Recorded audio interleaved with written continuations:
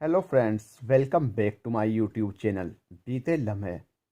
दोस्तों, हिंदी सिनेमा के इतिहास में देवानंद पहले ऐसे एक्टर थे जिनकी लड़कियों में सबसे ज़्यादा फैन फॉलोइंग थी। देवानंद अपनी फिल्मों के साथ ही जीने के अंदाज के लिए भी जाने जाते थे। कम ही लोग जानते हैं कि फिल्मों में आने से पहले देवानंद ब्रिटिश सरकार के मुलाजिम थे। फिल्म स्टार बनने की चाह में अंग्रेज़ों की नौकरी छोड़ी और सिनेमा का स्ट्रगल शुरू किया। अपने दौर की सबसे खूबसूरत एक्ट्रेस सुरैया से अफेयर था। ये प्यार इतना गहरा था कि जब घरवाले इनके रिश्ते के खिलाफ हुए तो सुरैया ने ताउम्र शादी नहीं की। हालांकि देवानंद ने अपनी को एक्ट्रेस कल्पना कार्तिक से शादी की थी, वो भी फिल्म के सेट पर ही। फिर ए लगाव भी हुआ। जीनत अमान से भी देवानंद का नाम जुड़ा। इतनी खूबसूरत अभिनेत्रियां जिंदगी में आई, लेकिन देव साहब अकेले ही रहे। एक के बाद एक हिट फिल्मों ने इन्हें सुपरस्टार और सदाबहार सितारे का तमगा भी दिलाया। देवानंद की कहानी अपने आप में सिनेमाई है। कई किस्से और बातें ऐसी हैं जो कम ही लोग जानते हैं। तो चलिए फ्रेंड्स, आज की अपनी वीडियो में जानते हैं देवानंद साहब की जिंदगी से जुड़े हुए कुछ अनसुने किस्से। देवानंद का जन्म 26 सितंबर 1923 को पंजाब के गुरदासपुर में हुआ था। उनके पिता पिशोरी लाल आनंद गुरदासपुर जिले के नामी वकील थे। इनके माँ बाप के कुल 9 बच्चे हुए, जिनमें से वो पत्रिका लाकर पढ़ा करते थे। देवानंद को रोज पत्रिका खरीद कर लाने से दुकानदार से भी पढ़ने का बहुत शौक था। इस वजह से दुकानदार रोज देवानंद के लिए पत्रिका छांटकर अलग से रख देता और कभी कभी मुफ्त में भी दे देता था।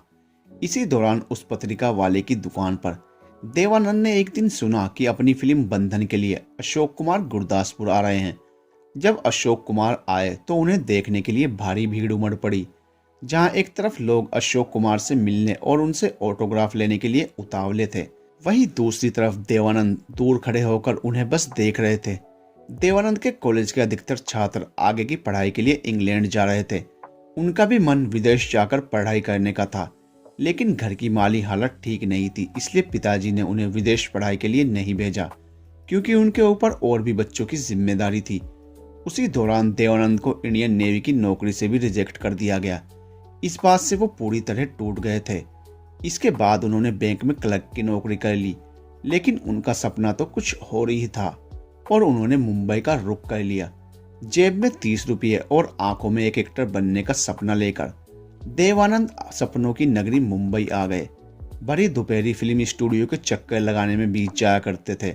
समय गुजर रहा था, लेकिन काम मिलने की कोई उम्मीद नहीं दिख रही थी, जिसकी वजह से देवानंद खुद की नाकामयाबी से हताश हो रहे थे। काम की इसी जद्दोजहद के दौरान उनके 30 रुपये भी खत्म हो गए। भूख लगी और जब खाने के लिए जेब में हाथ डाला तो एक भी रुपया नहीं मिला। भूख और काम की इसी लालसा में उन्होंने स्टाम्प कलेक्शन के एल्बम को बेच दिया, जो उन्होंने बरसों से इकट्ठा किया था। इस एल्बम से उन्हें 30 रुपये मिले थे, जिससे उन्होंने मुंबई में कुछ और दिनों तक गुजारा किया। देवानंद ने काम के सिलसिले में कई लोगों के दरवाजे खटखटाए, लेकिन निराशा ही हाथ लगी। सपनों की नगरी में खुद के सपनों से दूर जाता देख उन्होंने 85 रुपये मासिक वेतन के साथ एक जगह क्लर्क की नौकरी कर ली। कुछ टाइम बाद नौकरी रास नहीं आई तो उसे भी छोड़ दिया। वजह यह भी थी कि उनका हाथ गणित में तंग था। इसके बाद उन्होंने ब्रिटिश आर्मी के सेंसर ऑफिस में काम किया। वहां उनका काम सेना के अधिकारियों के लिखे लेटर्स को पोस्ट करने से पहले पढ़ने का था। ब्रिटिश सरकार अपने अधिकारियों के खतों को भी सेंसर करती थी, ताकि कोई गोपनीय सूचना बाहर न जा सके। हालांकि ज्यादातर चिट्ठियां वो ही होती थी जो सेना के जवान अपनी पत्नी या प्रेमिकाओं को लिखा करते थे। इस काम में उनका मन रम गया था, क्योंकि उन खतों को पढ़ना उन्हें बहुत अच्छा लगता था। सेंसर ऑफिस में काम करने के लिए देवानंद को 165 रुपये मिलते थे, जो उनकी सभी जरूरतों के लिहाज से ज्यादा ही थे।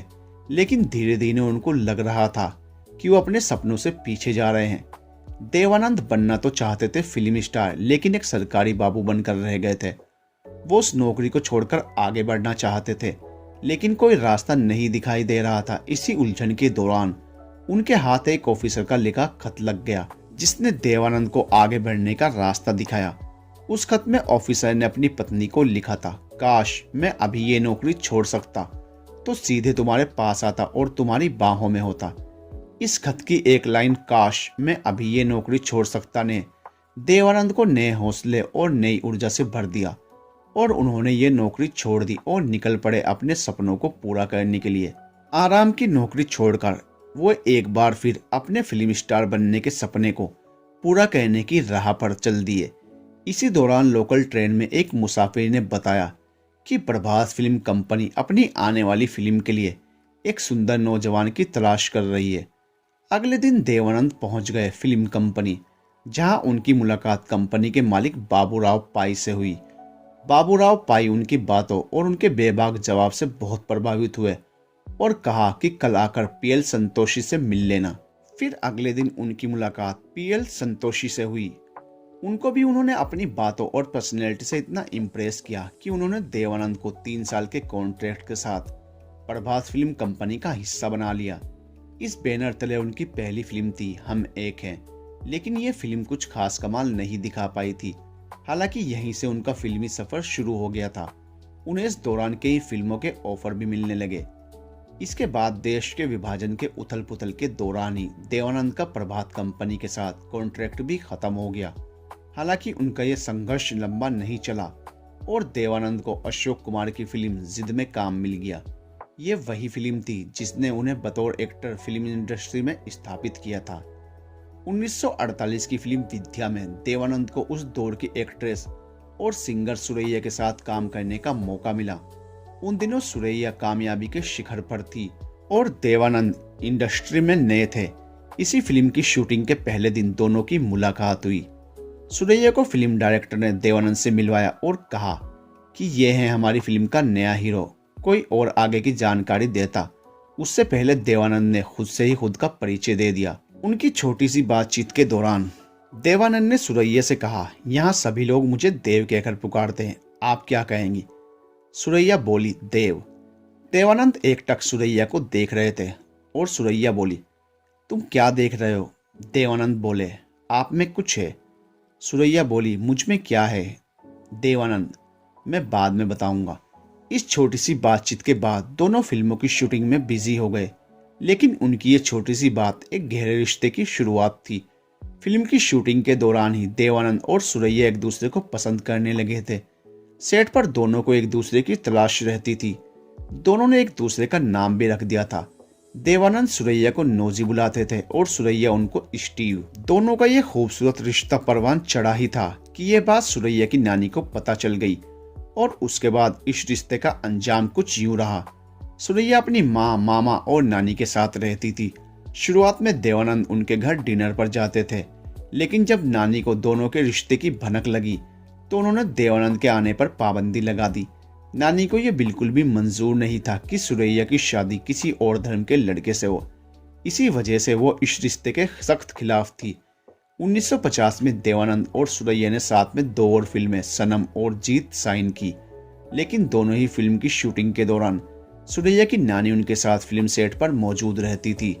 साथ ही दोनों के रोमांटिक सीन्स को भी डायरेक्टर से हटाने के लिए कहती थी। दोनों के बात करने पर भी नानी ने रोक लगा दी थी, इसलिए दोनों खत के जरिए बात किया करते थे।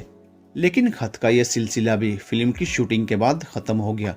दोनों ने शादी का फैसला किया, लेकिन नानी की वजह से वो भी मुकम्मल नहीं हो पाया और दोनों हमेशा के लिए अलग हो गए। इसकी वजह ये थी कि सुरैया कभी भी अपने परिवार के खिलाफ जाने का हौसला नहीं जुटा पाई और उन्होंने ताउम्र बिना शादी के जीवन बताया। सुरैया से अलगाव के बाद देवानंद बिल्कुल अकेले रह गए। इसी दौरान उनकी मुलाकात कल्पना कार्तिक से हुई। कल्पना को उनके भाई चेतन आनंद ने फिल्म बाजी में काम करने के लिए कास्ट किया था। फिल्म सेट के अलावा भी देवानंद और कल्पना मिलने लगे थे। दोनों को एक दूसरे का साथ अच्छा लग रहा था। बाजी की सफलता के बाद दोनों ने फिल्म टैक्सी ड्राइवर में भी एक साथ काम किया। पहली फिल्म में काम के लिए कल्पना को बहुत तारीफें मिली, जिसके बाद उन्हें देवानंद की प्रोडक्शन कंपनी के अलावा अन्य बैनर से भी ऑफर मिलने लगे थे, लेकिन इन सभी ऑफर्स को कल्पना ने मना कर दिया। उनका कहना था कि वो सिर्फ देव साहब के साथ ही फिल्में करना चाहती हैं। देवानंद को कल्पना का ये अंदाज बेहद पसंद आया, जिसके बाद दोनों ने शादी कर ली। इनकी शादी का भी किस्सा मजेदार है। किस्सा फिल्म टैक्सी ड्राइवर के सेट से है।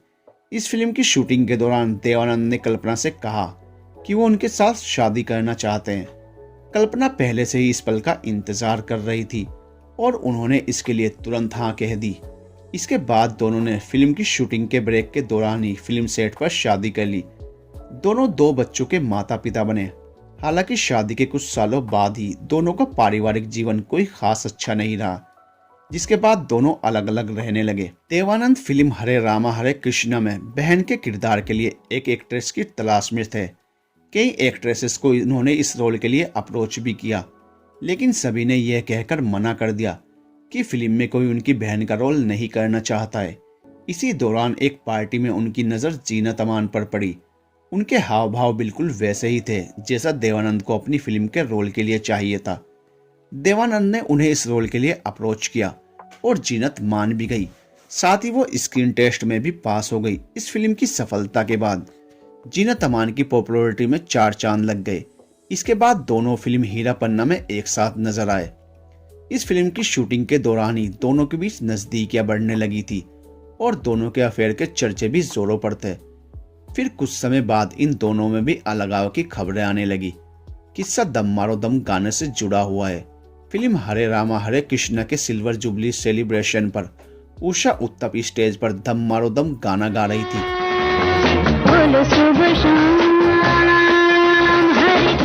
इस बीच कुछ लोग जीनत अमान को उठाकर स्टेज पर ले गए और उन्हें अपने कंधे पर बैठा लिया।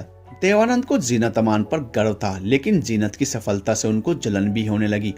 उनका मानना था कि जीनत को कामयाबी उन्हीं की बदौलत मिली है। हालांकि बाद में उन्हें यह एहसास हुआ कि ये उनकी सोच गलत थी। जीनत के साथ कुछ और वक्त बिताने के बाद उन्हें इस बात का एहसास हुआ कि वो जीनत अमान से प्यार करने लगे हैं। वो इस बात का इजहार जीनत के सामने करना चाहते थे, लेकिन उसी दौरान उनको ये पता चला कि जीनत अमान और राज कपूर के बीच नजदीकियां बढ़ रही हैं।